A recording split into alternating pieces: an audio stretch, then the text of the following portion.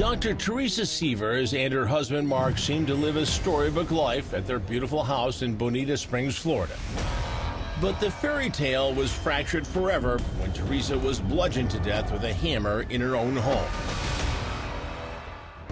Detectives soon found this was no widespread conspiracy to murder holistic doctors. This was closer to home. We had to connect a lot of dots, cross a lot of T's. We want it to be right. Detectives say they found those connecting dots in Mark's phone. They say a series of phone calls to a disposable burner phone led them to a double-wide trailer 1,100 miles away in the Missouri Ozarks, and another man named Curtis Wayne Wright. Curtis and Mark look eerily alike. We are conducting the video on the interior of the residence. They soon learned Curtis Wright might hold some intimate clues in the bludgeoning murder of Teresa. Mark reportedly claimed he and Teresa were into a wild swinger lifestyle, and Curtis was Teresa's sexual fantasy. Now cops are asking, did her alleged fantasy come to her house for a secret rendezvous or for murder? Outside the trailer, a silver Hyundai rental car leads to the first damning clue in a long list that will split the investigation wide open. Inside the car, a GPS device reveals a bombshell, Teresa's home address in Bonita Springs. And even more, the GPS is registered to an email address with a different man's name, Jimmy Rogers. He started asking me questions like what I know about. Investigators head straight to Jimmy's girlfriend, Taylor, who seems to know a lot. And I'm like, well, I know you went down there to kill somebody. And then he said, yeah. I said, did you shoot her? And he said, no. And I said, then how'd you kill her? And he made a stupid little chuckle that he does and then said, with a hammer. Turns out Jimmy had a nickname, the Hammer. And because of what Taylor tells cops, they soon sweep in and arrest both Curtis and Jimmy. Deputies say Jimmy even brought the evidence back with him and told Taylor where he hid it. Following it is going to be the recovery of overalls. Detectives say they found bloody overalls Jimmy tossed alongside a rural Missouri highway. Just please don't touch them or pick them up, but if you can point to, is that the item in question? Taylor had absolutely nothing to do with the killing and cooperated with investigators. Jimmy's arrest was not a surprise to neighbors in the community about an hour south of St. Louis, who told WZVN Jimmy bragged about the hit. People kind of knew about it, but nobody really believed him. He always talked about his favorite weapon was a hammer. And he said that to me multiple times, that his favorite weapon was a hammer.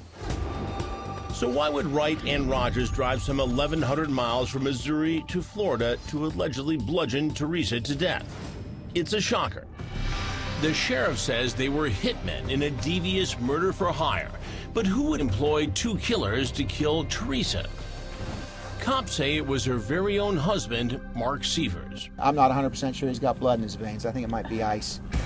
This exclusive video shot by WZVN shows the actual arrest of Mark Sievers. Deputies took his two daughters out of the home first. Anything you'd like to say? So what do cops believe could be the motive? Prosecutors say Teresa and Mark had troubles in the bedroom and with the checkbook.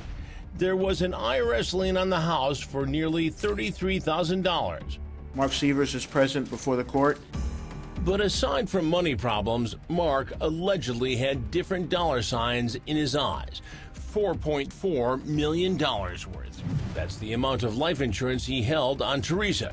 And prosecutors say Mark wanted to cash in, promising to pay the alleged hitmen once he settled.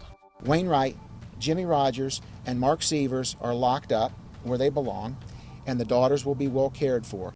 When confronted with the evidence, Wright ultimately confessed. In chilling detail, he claims he was the first to hit Teresa just a couple of times, but then stopped, saying, "I have shoulder problems, so I guess I wasn't hitting her hard enough."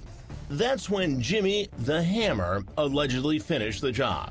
Wright pleaded guilty to second-degree murder. He'll serve 25 years in prison, and he will testify against Mark. Jimmy the Hammer Rogers pleaded not guilty to first-degree murder. He waived his right to a speedy trial because his lawyers need time to sift through the 50,000 pages of documents. I have it on a hard drive, and it's ready to review, Your Honor. And as for Mark Sievers, he's pleaded not guilty to first-degree murder. Prosecutors are seeking the death penalty. Our number one goal here is preservation of life. And in the middle of a fight for his life, Mark Sievers fought another legal battle over who gets guardianship of his two girls, his mother or Teresa's. That's exactly what I want, is what's best for my girls. In a rare move, the family court hearing was open to cameras. Lawyers asked Mark about accusations he made negative comments about Teresa's mom. Negatively, I don't think so, ma'am. I think accurately would be a better choice of words. The judge didn't buy his argument and granted permanent custody to Teresa's mom.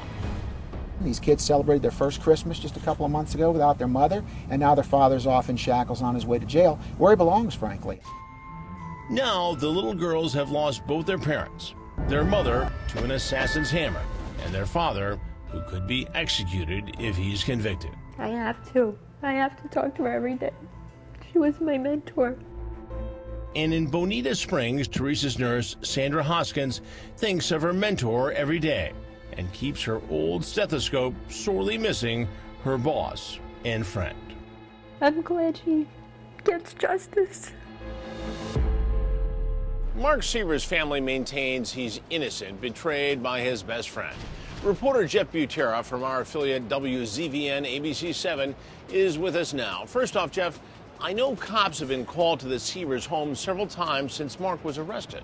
They have, Chris, and that's kind of been a bizarre sideshow to all of this. There were 2 reports of break-ins at the Sievers' house over the last couple of months.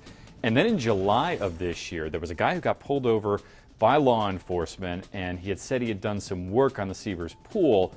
Law enforcement sees a box that he's got with Mark Sievers' name on it. They know the name from all of the news stories. They look inside the box and they say they found computer equipment and tools and sporting gear and sex toys.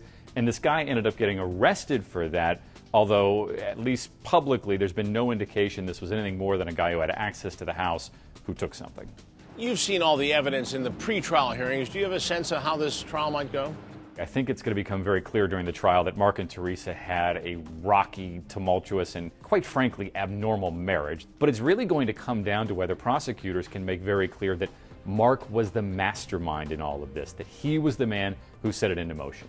Reporter Jeff Butera from ABC 7, thanks for joining us.